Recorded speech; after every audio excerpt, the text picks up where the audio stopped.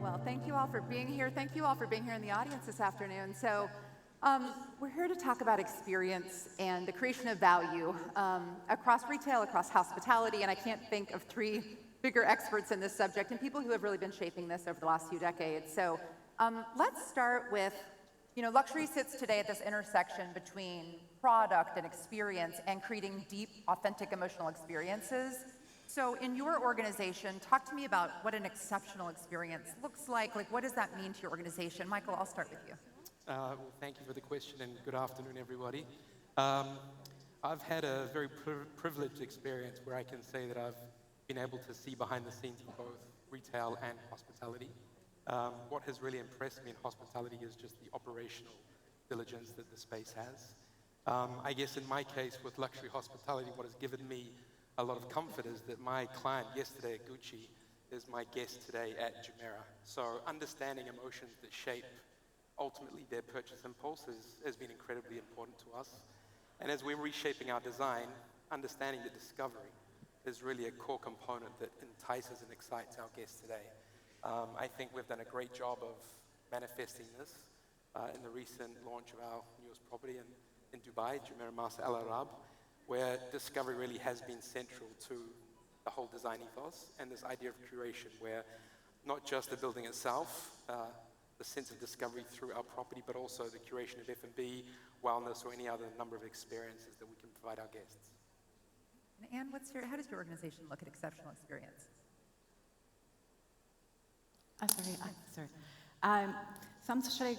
Some luxury brands today sometimes confuse their heritage with relevance. And the gap you can find in luxury today sometimes is a misconception of the consistency in the storytelling and the experience in the store. And you realize it's very important to have a very coherent and a strong DNA to make a really good and a clear roadmap across all the touch points and the client touch points. So if your DNA is clear, it becomes your compass, it becomes your roadmap, and you realize that everything needs to be consistent from your storytelling, your store experience, your design, and this is what really makes the experience, the consistent experience for the client today. Great. Nick, what's your perspective? I think the first thing I'd say is that experience never makes up for weak product. It's there to amplify the experience that customer has through every interface with the brand. And I think it's got to be around the core values of luxury, of creativity, of artisan craftsmanship, and tell stories about them so that the person perceives the value of the product. So when you buy your Bottega Veneta bag, it's 3 years to train a master weaver to do that. And when you do that, also create memories. Selling a bottle of perfume is a transaction. If you sit down with a couple who are about to be married and sit with a master perfumer and create the fragrance of your wedding, so that every time you smell it, you create that experience and that memory. And our job is to continue to create those memories. And to tell the stories, as you say, not in a way around celebrities, but in a way about the history of the company. When we did the Dior exhibition, we did the history of Christian. From his start in Granville with the flowers and roses, to his maison in Paris, and to his experience in the Col Noir, about how he was experiencing an interface with the artists. And that was really engaging the customer in every aspect of that brand. Well, and Michael, I would love to stick with you for a minute. You have both ushered in and witnessed, 20, 30 years of luxury and what that has really meant. And I'm curious about your perspective of how that expectation of experience has changed and what that looks like now versus maybe what it looked like 20 years ago. What is the difference and where are some of those similarities? Well, I think we all forget that luxury is a relatively new industry. It has a lot of heritage and a lot of history. But 20 years ago, it was tiny. If you think that the share price of Hermes has increased by 400 times over that last 20 years, and inflation is 2.5 times. So this Right. huge, great trail that's been riven, and the change has been metaphoric in terms of how that experience has been implemented by the brands. I think from us, we always said the first big change for us is we're only here to serve the top 0.1 of the world. So we'll rule out 99.9%. And then we had to have a vision to change ourselves from being a department store to being a brand. And I always used to say when we took those difficult decisions, I'd have two devils on my shoulder. I'd have Chanel on one and I'd have Hermes on the other. And when you got to that decision, you'd look and say, would you do that? No. And so that's really in terms of it. So for us then, it was also taking those really difficult decisions. When the Chinese market was riding, the local affluent was very important to us. So we refused to take in any of the tour groups because we wanted that experience for the local affluent to be the brand experience, to really be submerged in that brand and get that experience. And that's really paid off for us over the last period of time. And then when we've reinforced that with lots and lots and lots of services, because today's consumer is engaging more and more and more, whether or not that's amazing wellness clinics, about hair and beauty and everything else. But I think the other point as well is always having that merchant view, that view of somebody who is going to shape the future of something that they don't know what they want yet, but actually leveled in data creativity. I love that. Thank you. Well, and Anne, you have worked across multiple houses within LVMH. You now lead Repossi, a brand that has very intentionally returned to its DNA, and you've really led that, invention. And so I guess I would ask you how you look at backwards-looking heritage and brand DNA that actually kind of brings you forward and becomes more relevant. It's a unique challenge. Yes, it's a unique challenge because sometimes the brand man tend to forget or to mix what is your heritage and what is your DNA. Very often, heritage is your history, your archives, and DNA is basically what your values are. So the fine balance is to make sure that you're taking your heritage and your history, what really makes your values right today, what makes this relevant for your client today, and what will be timeless.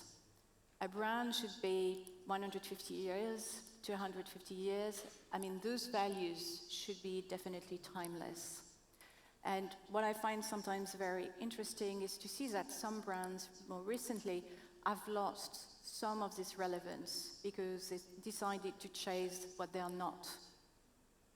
And we have this exercise we do very often for the brand I look after.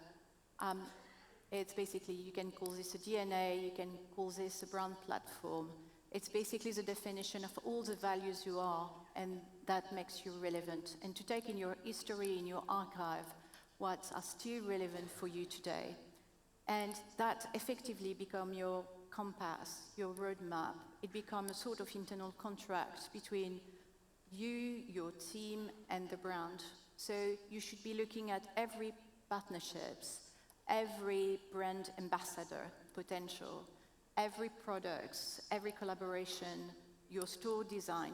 All of this should be checked each time with basically your DNA. And it's very important to be consistent all the way through. And sometimes you see that some of those brands can lose a bit their momentum or come back, and you will see that when the momentum comes back, it's very often because they are true to their DNA, to their core values. We discussed before the example of Schiaparelli, because it really regained momentum because it went back to their core values. At Repossi, our DNA is deeply rooted on the Place Vendôme high jewelry heritage. This is what we are. But what makes it relevant today is our inspirations. And our inspirations have always been, for the last 70 years, architecture, modern art, and design. And that's our internal contract. We always look at it from this point of view. So if we take our store in Abu Dhabi, our store in Dubai, or in Riyadh, you will find the same DNA all across the different touch points. I think that consistency, Michael, I think about your own experience. You have worked across retail, across hospitality. You have such a unique perspective, I think, to offer us. We've talked a lot about the consistency that it takes from a hospitality standpoint, not just to have that one moment of transaction, but like create lasting memories.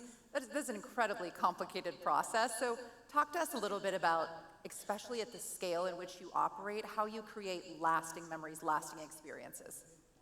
Yeah, I think let's take a step back, right? In the retail channel, your retail environment and your experience is geared to help with ultimately the conversion that will then lead to the transaction of a physical good. In hospitality, your product really is the experience that you're serving. So the minute you have a guest that arrives in your lobby or on your forecourt, they are consuming your product right through the duration of their stay until ultimately they leave. So fundamentally, there is an operational rigor that sits at the core of hospitality. And when you think through the lens of luxury hospitality, we have an incredibly discerning and influential clientele that expects the very best. So delivering this operational excellence at scale is one of the hardest and most ambitious missions we have. I'm very proud to say, though, that our organization really gears itself around a very simple mantra, and that is to truly exceed the expectations of our guests. And when you look at the scale that we operate, I think a really good example of this would be a moment like New Year's Eve. Those of you that have had a chance to stay with us in Jumeirah, up the road in Dubai, of course, every year we host a fairly spectacular moment around New Year's Eve. In that moment, we have over a dozen individual locations serving in excess of 5,000 covers to some of the most distinguished guests in Dubai. There's a huge amount of operational excellence that goes into that moment because, of course, each one of our guests that are with us, that is a very special moment where they expect the very best from us as a brand. It plays into our biggest strategy, which is this idea of turning moments into memories. Because ultimately, as a hospitality provider, if we're delivering a memory, this is something that will get reflected on long after they've finished their stay. Yeah, and I think that consistency across all of the experiences that people have. Michael, when I look at Harrods, you think it means so many things to so many people, like both to the aspirational customer walking in the door wanting to take their photo, wanting to post it to Instagram, versus your ultra high net worth individuals, which is, a market that you all have done such a beautiful job with. How do you look at those experiences kind of by tiers or by, the different type of customer that you have? I think a lot of this is about understanding the customer. And one of the things that we are is a very data-centric organization. We never judge anyone. The person who's probably the best seller will come in with a dirty pair of trainers and a scruffy shirt and then spend a fortune. But I think it's having that data to understand what you're going to do with that customer. And we've built some very good models to say, what do we do next for that customer? What share of wallet do we have of that customer? What headroom do we do to pass them through to private shopping? But the basis is a standard of excellence. But I think it's really important that then you tier down in terms of the top customers, which are the ones that really make a difference for us. And we've invested heavily in private shopping, so we have 3 grades now of private shopping, a fantastic service at the entry point. And then you move upwards, and everyone is a different experience for the customer. But I think it's actually understanding what you need to do for that customer. And because we have so much data, we have a number of touch points. An average luxury brand may sell a fashion accessory and a piece of apparel. There's not really that much data and they can derive from that. In our model, we have lots and lots of touch points. We know whether or not you buy children's or you buy men's, whether or not you eat, you have your hair. We know whether or not you go to the pharmacy. All of these touch points allow us to describe exactly what you want. And we've developed in our company a series of personas. And those personas are the ones we really go for and push and make sure that we understand their lifestyles, we understand exactly what they're doing. So that's hugely important, but it's all data-driven. I have a question for you. I'm a little bit off script, but I have a question for you, which is how do you make sure that anybody that's on your team kind of is empowered to make those decisions for, you have an ultra high net worth individual, like what's within the bounds of what they can and can't do, and how do they know, like, okay, I can act on that data and this is a decision that I can make for this ultra high net worth individual? We have within our private shopping area a specific app that actually gives you all of that information. Amazing. We have a specific gifting program for all of our high net worth. So it's all just part of that DNA that's formed within our organization. Okay, great, thank you. And I would love to kind of hear your perspective on something I think people will know about your brand, but they may not, is like how much your clients are involved in the ideation and the process like the process itself of, getting one of these pieces is such an emotionally connected journey. Can you talk to us a little bit about what that process looks like and how that client creation and co-creation, is so special to your brand? Yeah, basically we cover all the sort of price segments from entry to exceptional pieces. And it's true that for high jewelry and bespoke jewelry, this is a moment when we can absolutely co-create or get the client really integrated into the process. It really helps. It really makes something in terms of product meaning to have this collaborative moment with them. Basically, it all starts with a drawing where sometimes a client can have an idea on the basis of one of our pieces. Sometimes they would like to see something slightly changed. So it comes with a drawing. Then we have this moment called the gouache, which is very traditional in high jewelry. We have the stone selection, and very often the clients really like, there is something very emotional about stone and picking up exceptional stones. You will see there is something like it's candy store, honestly. And you will see that sometimes you've got sort of a connection with some of the stones. Then you have the wax, so it really helps to get the clients to try on and to see the volume, the metal, and then the final piece. What I've just described to you is a bit the same as an haute couture mindset applying to jewelry. It's exactly the same process. It takes a bit of time, it takes some try on, because you really want to get everything to fit everywhere on the neck, or if it's ear cuff, or if it's rings, it has to fit perfectly. And then you've got the very emotional moment when the piece is finished. And this is the wow moment, which is what I call my CEO moment. It's all this work finishing into the sparkle in the eyes of your client. So you can see that basically by relating your clients and offering him maybe sometimes to change the color of a stone, to pick up another stone slightly bigger, that makes a completely collaborative and very involving moment with your client. And it becomes its piece as well. Thank you. Well, and Michael, I would love to hear your perspective. We've talked a lot in the last 24 hours here about collaborations and partnerships and brand extensions and when it works and when it doesn't.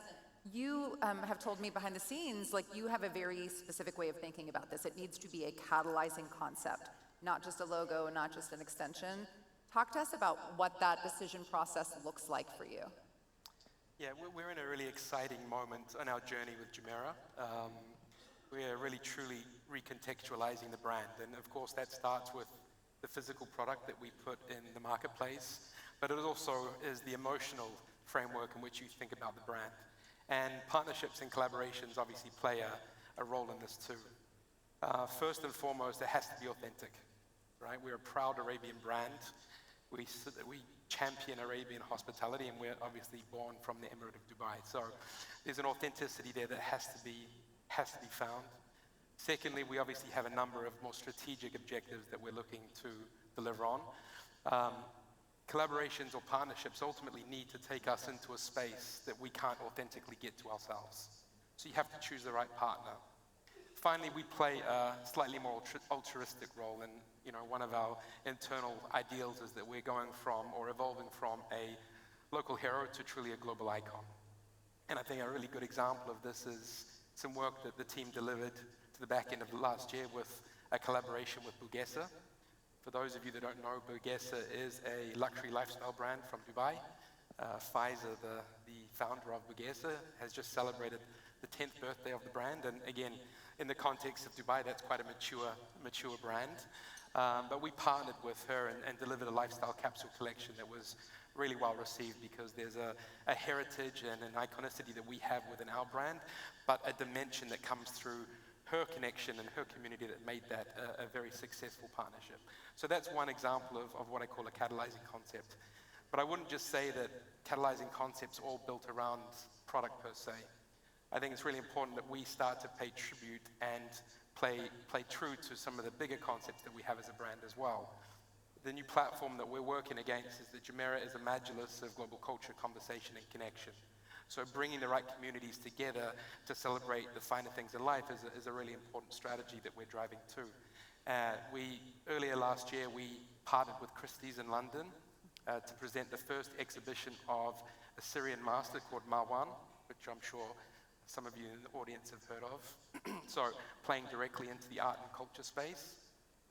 Here locally, we also was the hospitality partner of Nomad's inaugural exhibition at the Old Terminal, where again, we had a client experience strategy connecting our property in Sadet Island directly to the fair itself. So this idea that Jumeirah really is a place where worlds meet, and we do that through the right partnerships and collaboration, really helps us to build this new emotional and cultural relevance into the brand. I love that. I love that those examples. Thank you. And we've talked a lot about physical in-person moments, which are clearly a big part of experience. But I'd love to talk about the digital elements for you as well, and like where digital helps you enhance that experience and where it just falls short for you. Digital, I would say, is for us, I would say for smaller brands, in our case, we have only 8 stores. Digital is of paramount importance. It really helps us to reach a broader audience. It really helps us as well to define and convey and build a brand universe, which means that basically via the social media, via our website, via all the different digital channels we could use, we can show things that you wouldn't find in the limited network we have today. So for instance, it can help to show the behind-the-scenes creations. It can show the archives and the history of the house. It can give meaningful insight on some of the craftsmanship techniques. It can give as well a view on some of the partnerships we can do locally. So all this, we wouldn't be able to do it without the digital experience. So for us, it's of paramount importance. And for some of the smaller brands, this is really a way to leverage on obviously on your audience, but really to help to build your brand universe or your brand DNA. This is absolutely meaningful. It really creates a connection and a direct dialogue to your customers. It's extremely important. Obviously, it will never replace the direct experience you're going to have in the store with the emotion around the piece. When you try it on, when you see it, when you see the shine and the diamond or the gold, obviously, you're never going to be able to reproduce this. But all the brand universe, all the brand history, and all of this, digital is a key element to be able to do this. Okay, thank you. And Michael, I have a question for you. You mentioned a little while ago operations and what it takes, like New Year's Eve for you, is just an operational marvel. I'm curious how, from a hospitality perspective, you have not one moment happening at a time with a customer. You have thousands of moments happening kind of simultaneously. What does that look like in terms of hiring and training and team building? Like, how do you get everybody united around one very distinct understanding of experience? Great question. I'm very lucky that, I'm a custodian of a very important and influential brand here in the Gulf. Jumeirah is a very iconized brand. Therefore, we have a great brand pull and demand. So when we are going to market with recruitment, there's also an inherent responsibility that comes with working for Jumeirah. Ultimately, we're in the people business, and I think hospitality is probably one of the most guest-centric, consumer-centric industries you can be in, because ultimately we have a customer journey that is all over the place, right? If you think about retail, you can plan a relatively linear customer journey. Like I touched on earlier, the moment our guest arrives on property, they may stay with us for 1 night, 2 weeks. They are in our care 24/7, 365. So we have to be ensuring that every single touch point is delivered with absolute excellence. I like to say that we're in a continual state of perpetual motion, and ensuring the lineup of our teams, because like I said, the valet at the lobby that receives you in your vehicle, right through to your butler that escorts you to your room, to the waiter that serves your food, to the pool guard that's going to keep an eye on the kids while they're playing, if they aren't delivering the same standard each and every time they interact with our guests, the whole brand falls apart. So there's a lot of focus that we put on in our hiring process. Hospitality is also geared a lot around SOPs, standard operating procedures, and we try to limit these as best we can, because we ultimately want to have our teams making the right decisions in the heat of the moment. So really looking for a strong emotional IQ, I think is really important, and understanding empathy, because ultimately we are dealing with a discerning clientele that has incredibly high expectations. So making the right decisions in the moment ultimately is going to come down to that colleague that is presented with that opportunity. Like I say, we are clear on what our expectations are from a team. We hold ourselves to the highest standard, and that really transfers back to understanding the guests that we have, and ultimately us as a brand ensuring that we exceed their expectations with every transaction that we have. Well, and I asked you this question when we were on the phone recently. Do you think that it is more complicated from an operational perspective, from hospitality perspective, than retail? And your answer actually kind of surprised me. But I'd be interested in your perspective on, that level of complexity, and, is it harder or is it just different? I think it's different. I think in a retail environment, you have very clear roles and responsibilities, and you have a back of house and a front of house, which is ultimately your sales team that are standing on the floor in this case.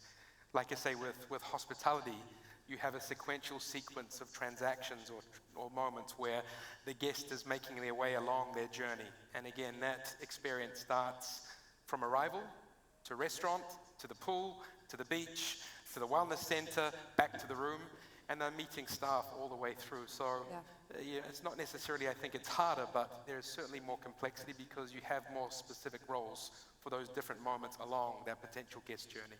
Yeah. So the operational side of things and the management of team in that sense, like I say, I'm incredibly impressed now being in the hospitality space at how diligent our operations are around ensuring that we deliver on expectations. Thank you. Well, and Michael, I have a couple questions for you. One is a follow-up to that.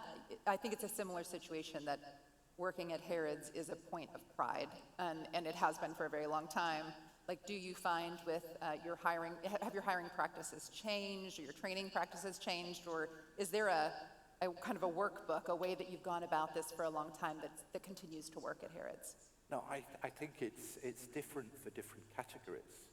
And I have to say it's become more and more difficult as we've got younger people into the organization, because that perception of service has been lost to an extent, and we have to retrain that in. I think the other concept as well is communications through social media have reduced skills. I dump my boyfriend on whatever platform. Having those difficult face-to-face conversations is something that we've now got to train back into our people, because those younger people don't want to have those conversations. Right. Yeah. So it's a total and absolute rethink of where you're going within that generation. I love that. I love that point. Thank you. I wanted to also ask you from a kind of institutional perspective, how you decide what needs to change at Harrods, and how you decide what needs to be protected? Like, when are those moments of moving forward, and when those moments of this is key to who we are, we absolutely have to protect that? Well, I think the start point is luxury is now perpetual change. So you have to respect your history, but you have to change and change and change, because that ultra-high net worth individual hasn't changed in wanting beautiful and excellent products, an amazing service, but they want something else. And our job is to continue to provide that something else. And that comes through really strong relationships with our brands, so that we can produce unique products, products of excellence. But I think it's looking at data. When does that tell you that market is going to change? Understanding, as I told about earlier, the personas. What are these people looking for? Where are they consuming data? And what's their next step? And I think unless you're putting this creativity with data, you lose your momentum. I always remember we opened about 10 to 12 years ago the Salon de Parfum, where we put the most beautiful perfumes on our 5th floor, selling for significant prices. Every perfume house thought we were congenital idiots. It is now one of the most successful parts of our business. If you take a fragrance over £150 in the United Kingdom, our store sells over 50% of them. Wow. So it's actually identifying where the lifestyle of your customer is going, understanding what's going to be important to them, and then making those radical changes. And then the final thing I'd say is, be bold. You are going to be making mistakes. You know, if you've got a high success ratio and you're moving forward, then you're doing something positive. And we've made mistakes. You know, we did lots of research into interactive mirrors and powder. Within 6 months, we knew it was an absolute disaster. We ripped it out, and it's now a Moet Chandon champagne bar, which is phenomenally successful.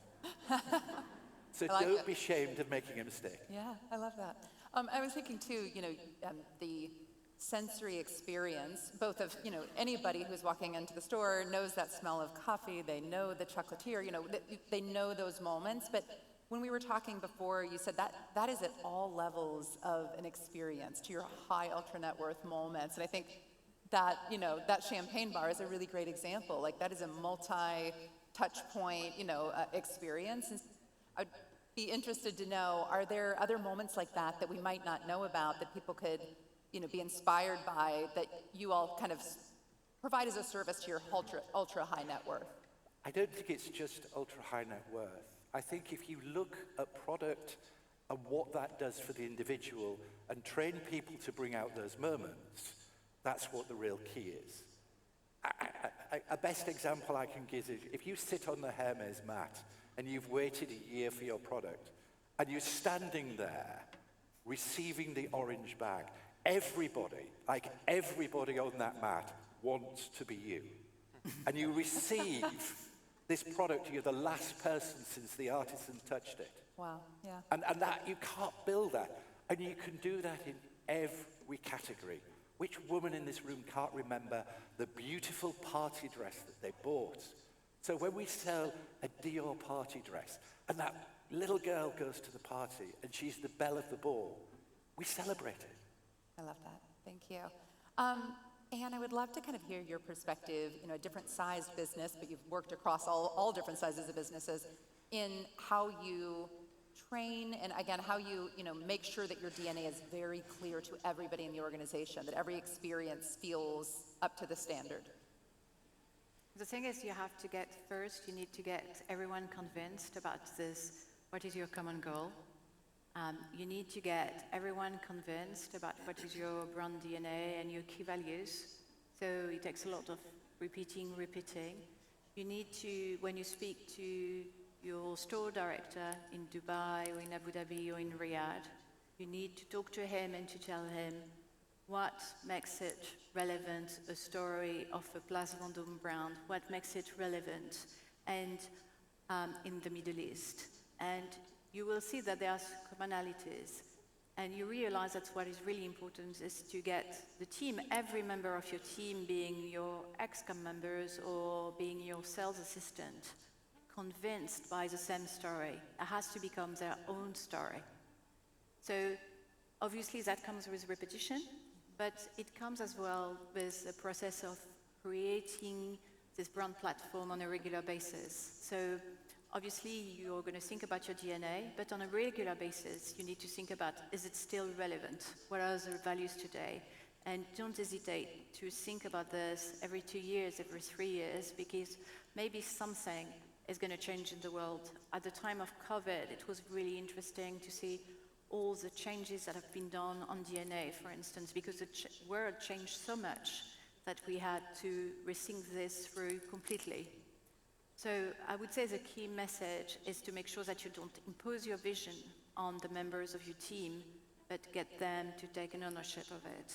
And again, this example of Repossi is how you make a Place Vendôme store relevant in London, soon in Harrods, in the Middle East, in Abu Dhabi, in Riyadh, in Dubai, but as well in Tokyo.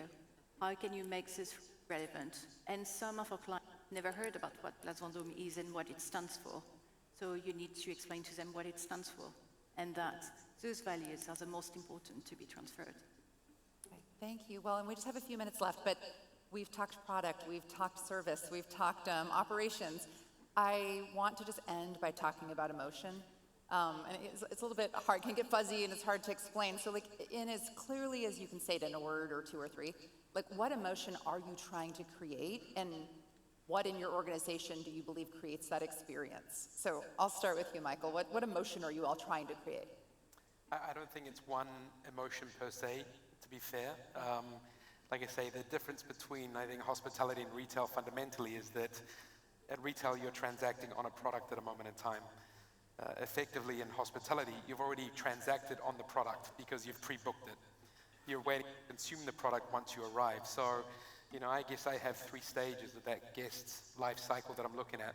First is the anticipation, right? You've booked your holiday, you're coming to Jumeirah, I'm excited. Family vacation, here we go. So there's an opportunity to build that excitement pre-arrival. When you're on property with us, we want this to be the most amazingly memorable experience you can have. And to do that, we need to recognize you, right? We need to see you, we need to understand you, we need to speak for you, we need to think before you think. Then we deliver on your expectations. Once you leave us, you know, you may have arrived as a guest, but really you leave as a lifelong lover. And 4 weeks after you've had your holiday, I want that quintessential come down and that lament and go, oh, that was amazing. I want to do that again. I need that again.